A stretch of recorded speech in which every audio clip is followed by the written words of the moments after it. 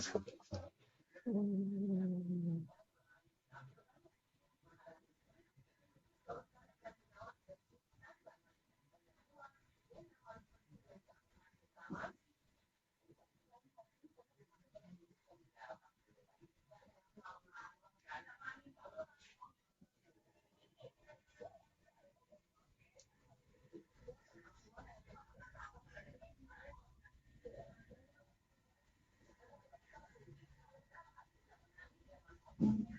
Cek, bisa direspon suara saya kedengaran nggak ya? Kedengeran dong. Cek, suara saya jelas, Dek.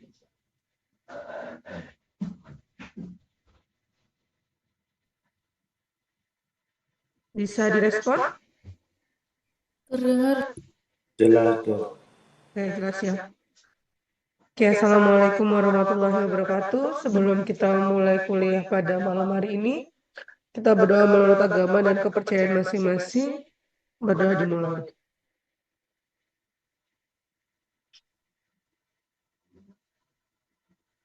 Amin.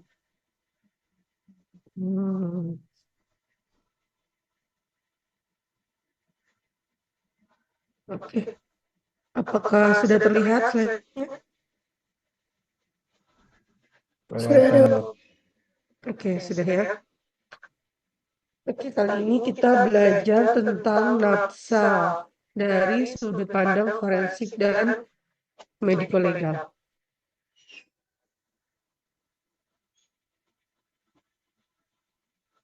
Pertama, minimal kalian nanti tahu definisi, klasifikasi dari nafsa itu apa, terus farmakologi dan toksikologi dari si nafsa itu, karena nafsa itu banyak sekali bagian-bagiannya. Terus tanda klinis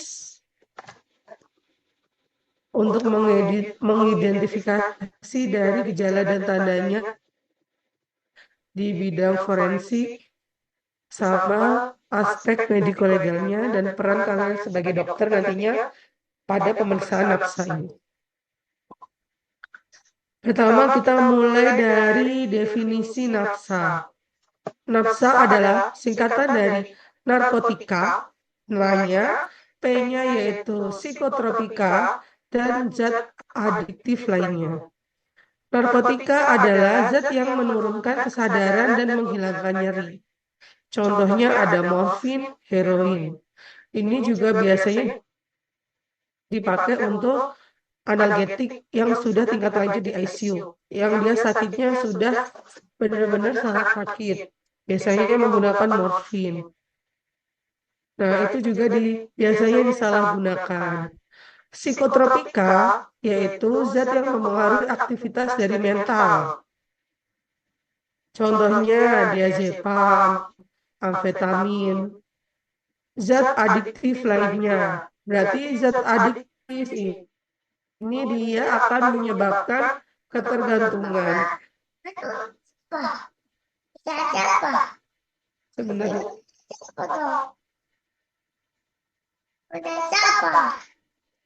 Punya mama.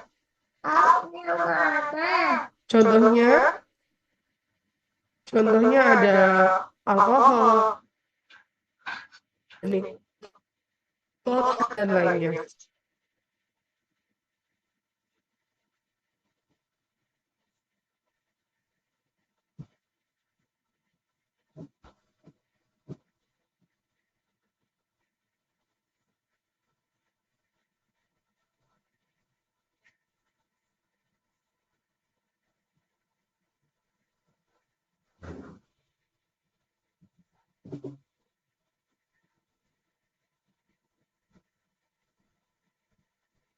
Oke, kita lanjut ya, Dea ya.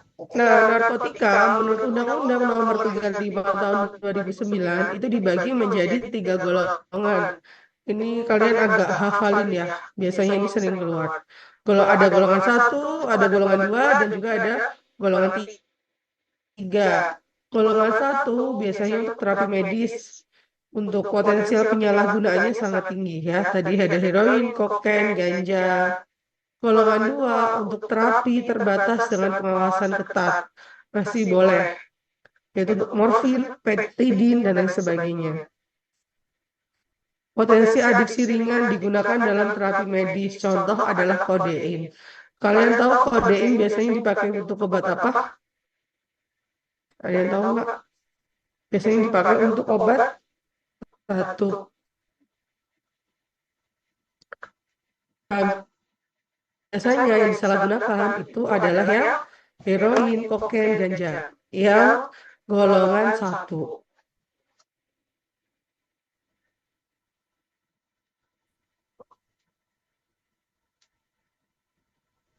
Terus farmakologinya gimana dari nafsa ini?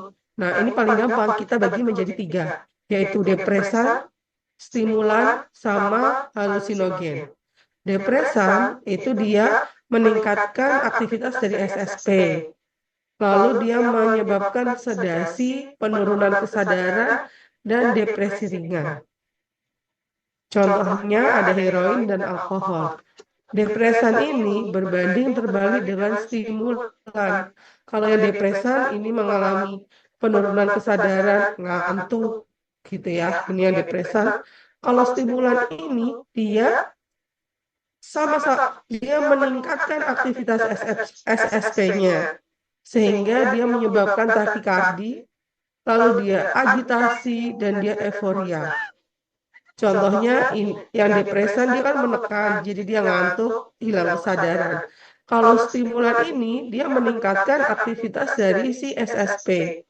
Karena dia meningkat, jadinya dia nggak bisa tidur, takikardi, euforia, semangat terus, kerja 7 hari 7 malam nggak capek-capek, belajar 7 hari 7 malam dia nggak ngantuk, operasi seminggu nggak terasa apa-apa. Itu dia menggunakan stimulan. Contoh lagi, pemain sepak bola yang nggak merasa capek habis pertandingan. Makanya biasanya atlet-atlet itu sebelum dia pertandingan itu pasti dicek dulu. Apakah dia menggunakan nafsa atau enggak? Jenis apa? Terus yang halusinogen, dia menyebabkan distorsi persepsi dan halusinasi. Mempengaruhi perilaku secara signifikan. Contohnya ada LSD, ada ganja. Nah, ini efek utama dari sinapsa itu. Tergantung orangnya membutuhkan yang mana, suka yang apa. Kok bisa sih nafsa itu menyebabkan ketergantungan? Ya bisa karena adanya sih proses neurobiologisnya. Yang pertama, dia mengaktifasi dari si dopamin itu. Sehingga dia menghasilkan rasa euforia yang berlebihan. Bisa meningkatkan toleransi yang meningkat. Dosisnya terus ditingkatkan. Pertama dia 5 mg sudah merasa euforia. Ternyata besoknya diulang lagi dengan dosis 5 mg, dia nggak kerasa apa-apa.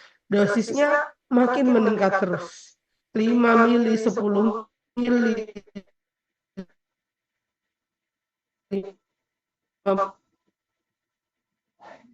mili. Terus ada yang namanya tes balik ya sinyalnya. Ada yang namanya withdrawal syndrome. Ini adalah gejala putus obat. Zat yang sangat menyiksa untuk mendorong penggunaan ulang. Biasanya orang-orang ini nyebutnya sakau awal-awal. Nah, nanti pengobatannya gimana? Tergantung dokternya. Apakah mau disubstitusi atau enggak? Gitu ya. Itu nanti gejala dari withdrawal syndrome. Terus indikasinya di forensik, ya pelakunya dapat melakukan tindakan kriminal karena ketergantungan untuk mendapatkan zat ini. Apapun akan dilakukan karena dia sudah mengaktifasi si dopamin ini dan dia nggak mau terjadi withdrawal syndrome. Jadi dia mau nggak mau, dia menjual apapun yang dia punya untuk mendapatkan obat tersebut. manifestasi klinis dalam penyalahgunaan yang depresan, dia penurunan kesadaran tadi ya, respirasi depresi, sehingga dia terjadi bradikardi. Ini lawannya adalah stimulan. Kalau ini bradikardi, berarti stimulannya dia takikardi, terjadi agitasi, yaitu kekakuan. Orang lama-lama nanti jalannya itu udah nggak kayak manusia, tapi kayak robot. Terus dia gelisah, hipertermia. Kalau halusinogen, dia tergantung. Dia pas halusinasinya apa? Apakah dia halusinasi visual, ataukah dia halusinasi auditorial? Apakah dari dia melihat atau dia mendengar suara-suara yang harusnya memang tidak ada? Dan dia juga disorientasi, nggak tahu itu lagi di mana. Ini pagi, siang, malam, dia juga nggak tahu. Terus yang paling kalian harus tahu lagi, yaitu perubahan pupil. Kapan pupil itu dia midriasis? Kapan pupil itu dia miosis? Nah, perubahan ini biasanya dokter forensik merasa ini penting sekali karena salah satu tanda untuk mengidentifikasi dari jenis nafsa apa yang digunakan dari si pelaku atau korban ini. Nah, yang pertama kita bahas dulu yang dia miosis, yaitu pupilnya dia mengecil. Saya yang hitam ini, dia mengecil dibanding yang ini, dia midriasis. Kalau dia miosis, mengecil, itu khas banget pada opioid, heroin, morfin, fentanyl, kodein, maupun metadon. Karena si obat-obat ini dia akan menstimulasi dari nervus oculomotoriusnya sehingga dia akan membuat si pupil ini dia mengecil. Nah, kalau yang dilatasi biasanya dia pada efek-efek stimulan yang amfetamin, metamfetamin, sabu-sabu, kokain, MDMA, karena dia mekanismenya dia menstimulasi dari si nervus simpatisnya. Jadi dia akan mengakibatkan si pupil ini midriasis atau membesar. Tanda lainnya yang bisa kita temukan, track marks. Track marks adalah bekas suntikan berulang pada vena, terutama di fossa cubitinya. Biasanya ini ya kita buat infus. Nah, tapi ini dia disuntik langsung. Yang penting masuk ke dalam pembuluh darah. Luka agresif biasanya luka karena perilaku agresif saat intoksikasi simulan. Jadi mungkin karena dia lagi euforianya berlebih nih, dia bisa melukai dirinya sendiri, menggaruk saking sebit lo, ini minta mama lo, tapnya lo, gitu ya. Terus kita lanjut ke status nutrisi.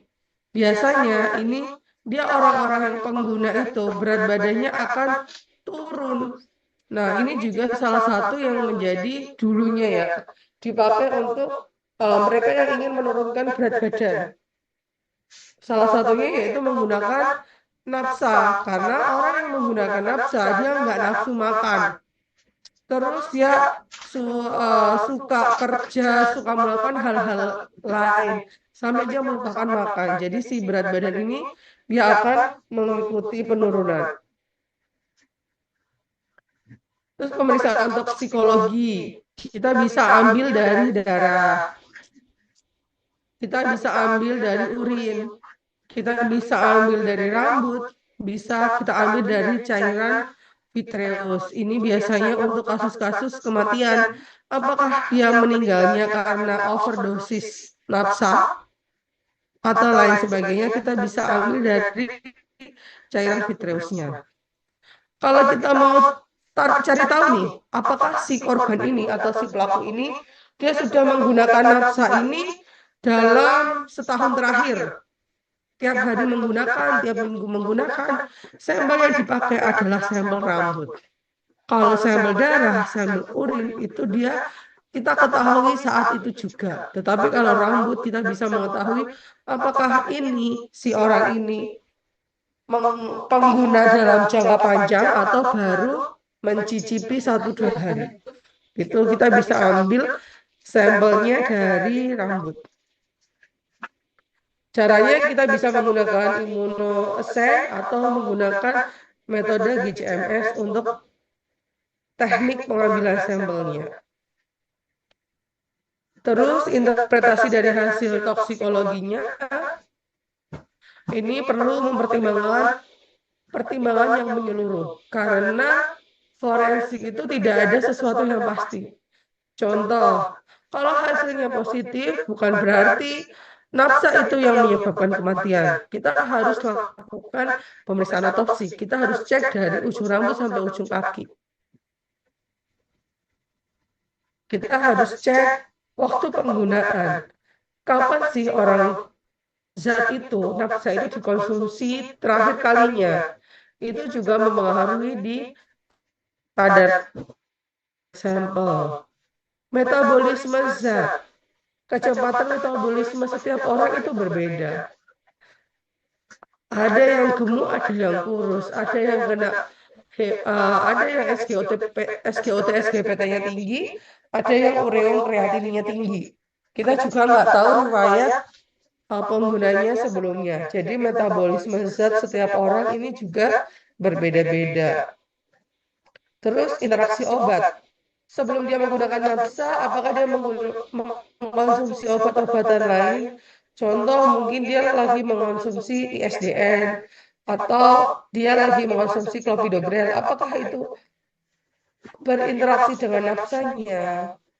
Sehingga apakah dia akan mengubah efek toksiknya itu menjadi lebih kuat atau lebih lemah? Kondisi individunya dari usianya, apakah dia usia rentan, apakah dewasa muda, anak-anak, orang tua, berat badannya dia gemuk, kurus, kurang gizi mungkin, apakah ada penyakit lainnya yang mempengaruhi dan interpretasi dari si nafsa itu. Jadi semuanya harus kita hubungkan. Terus tanda-tanda dari overdosis nafsa gimana? Tergantung zat apa yang diminum si korban itu. Zat apa yang diminum sama si pelaku itu. Khas overdosis opioid berarti laju nafasnya dia kurang dari 12 kali per menit. Karena dia depresi nafas, jadinya dia bradikardi. Kalau kejang, biasanya dia sering terjadi pada kokain dan amfetamin. Kalau dia koma, penurunan sadar berat dan tidak responsif, itu bisa terjadi pada semua nafsa. Penyebab kematiannya bisa karena respiratory failure, kalau enggak bisa karena cardiac arrest dan aspiration pneumonia. Nafsa pada kematian yang tidak wajar. Kita pertama adalah indikasi kecurigaan terlebih dahulu. Kematiannya mendadak tanpa sebab yang jelas. Tidak ada riwayat penyakit yang diketahui. Ditemukan alat suntik di TKP. Lalu kita hubungkan dengan temuan otopsinya. Apakah setelah diotopsi dia perutnya odem? Apakah ada kongesti di organ visceralnya yang ada di dalam perut?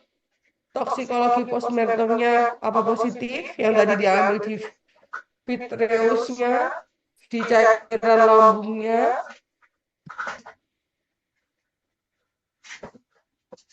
Terus aspek mediko-legal dari nafsa ini sendiri. Peran dokter pastinya pemeriksaan, dokumentasi medis jangan sampai lupa, dan yang paling penting adalah kita membuat visum et repertum. Pemeriksaan berarti kita memeriksa korban maupun pelaku secara objektif. Kapan si pemakai itu disebut korban, kapan si pemakai itu disebut pelaku. Kita bisa cek juga dari hasil labnya tadi. Dokumentasi medis secara semua temuan ditulis di dalam rekam medis terlebih dahulu dan jangan lupa di foto atau didokumentasikan semuanya dari sampelnya, dari hasil labnya, dan lain-lain. Dan yang terakhir, kita sebagai dokter juga membuat visum et repertum untuk menyusun laporan resmi kalau digunakan di dalam peradilan. Dasar hukumnya ada dasar hukumnya ada di Undang-Undang Nomor 35 Tahun 2009 tentang narkotika. Ada juga KUHP, ada juga KUHAP, Kitab Undang-Undang Hukum Acara Pidana. Terus gimana pembuatan visum et repertum pada kasus Nafsa ini? Yang pertama, ada identitas, temuan klinis, hasil lab, sama kesimpulan. Ini komponen wajib yang ada di dalam visum et repertumnya.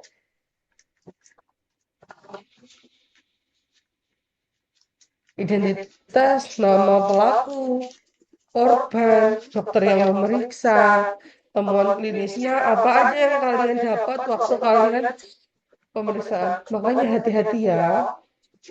Karena ini kan tentang laptop. Hasil labnya juga hasil toksikologi, hasil lab darah, ronsen mungkin apa aja yang kalian usulkan untuk pemeriksaan penunjang. Kesimpulan pendapat dokter berdasarkan temuan ini. Jadi semuanya yang ini antara satu orang dengan orang lain, temuan klinis labnya harus sama. Kesimpulan setiap dokter itu bisa berbeda-beda. Ya. Iya, kena laptop, hati-hati ya. Tanggung jawab dan etika dokter forensik nih. Yang pertama, kita sebagai dokter harus objektif dan netral. Tidak boleh memihak di antara korban, pemeriksa, ataupun pelaku. Jadi, dokter forensik itu tidak boleh menangani kasus saudaranya 2 tingkat ke atas, 2 tingkat ke bawah. Chain of custody-nya kita harus menjaga integritas dari barang bukti, dari pengambilan hingga analisis hasilnya. Kita juga harus menjaga kerahasiaan medis sesuai dengan kode KI dan jangan lupa inform konsen untuk mempertimbangkan hak dan kewajiban hukum dari dokter. Mama udah mau selesai, bentar lagi. Makanya hati-hati. Contoh nih, studi kasus ya, kematian yang tidak wajar. Skenario, ada pria 25 tahun, dia ditemukan meninggal di dalam kamar. Di kamarnya ditemukan jarum suntik di dekat jenazah. Pupilnya dia miosis. Tidak ada tanda-tanda kekerasan fisik. Pertanyaannya, apa diagnosis yang mungkin? Pemeriksaan penunjang apa aja yang perlu dilakukan? Terus, bagaimana aspek mediko-legalnya? Kita jawab satu-satu. Diagnosis kemungkinan yang paling mungkin, yang pertama, dia overdosis dari opioid. Opioid mungkin jenis heroin ataupun morfin. Apa aja yang mendukung dari adanya miosis pupilnya. Terus ada jarum suntik, kematian mendadak tanpa trauma. Cuman ada bekas tusukan. Tusukan dari jarum suntik. 2, pemeriksaan penunjang. Kita bisa cek darah untuk zat aktifnya saat itu juga. Kita bisa cek urin untuk screening. Kita ambil vitreous humor untuk stabil postmortemnya menggunakan imunoassay dengan konfirmasi dari GCMS. Mekanisme kematiannya karena dia menggunakan opioid, jadi dia terjadi depresi di SSP, terjadi respiratory failure, sehingga terjadi hipoksia dan kematian. Aspek mediko-legalnya, kematian tidak wajar, perlu dilakukan otopsi forensik, pemeriksaan TKP yang dilakukan oleh polisi dan penyidik, polisi dan Inafis toksikologi lengkap, klasifikasinya overdosis accidental atau bunuh diri. Ini nanti yang menentukan adalah polisi. Kesimpulan dari forensiknya, kematian kemungkinan akibat overdosis opioid dengan mekanisme depresi nafas. Hasilnya menunggu dari hasil dari toksikologi.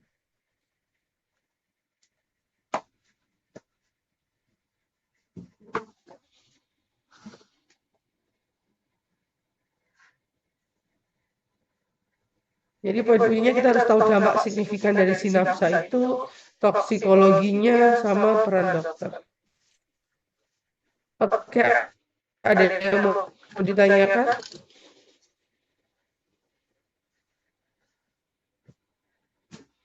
Tentang nafsa ini? Jadi minimal kalian harus tahu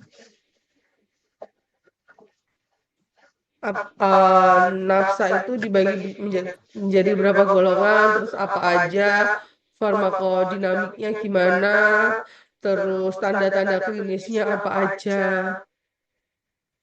Karena ini lumayan gampang, jadi sayang banget kalau nanti waktu ujian soal yang gampang ini malah salah gitu ya. Jadi biar bisa menaikkan nilai-nilai kamu. Kalau sudah nggak ada yang mau ditanyakan, kita bisa akhiri kuliah kita pada malam hari ini. Untuk kambingnya jangan lupa di screenshot buat absensi ya. Nanti laporan ke adminnya siapa ya modul 6. Nanti jangan lupa konfirmasi ke adminnya modul 6. Sudah di screen komdinya mana ya?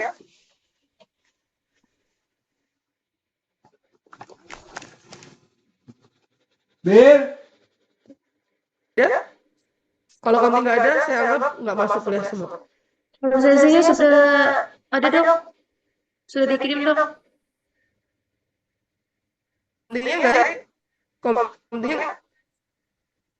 Saya yang asepsi dok. Lah.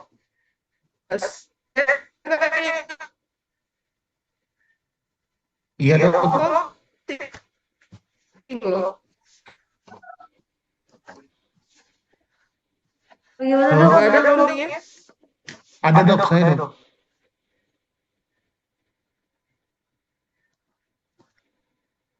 Halo dok, misi.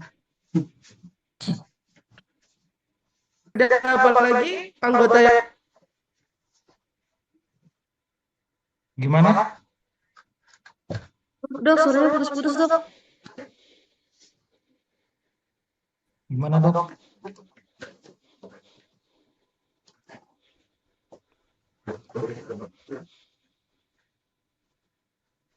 Udah di mana Bill dicari?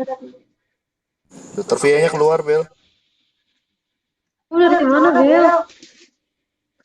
Sabar, sabar. mana komdinya? Hadir dok. Mana? Siapa komdi? Saya.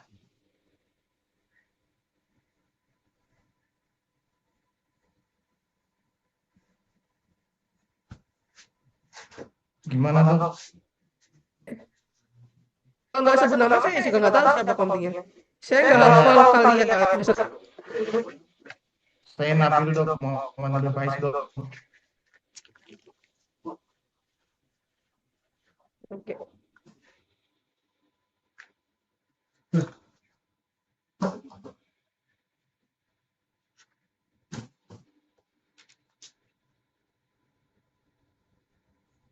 Itu kok keluar zoomnya terus gimana?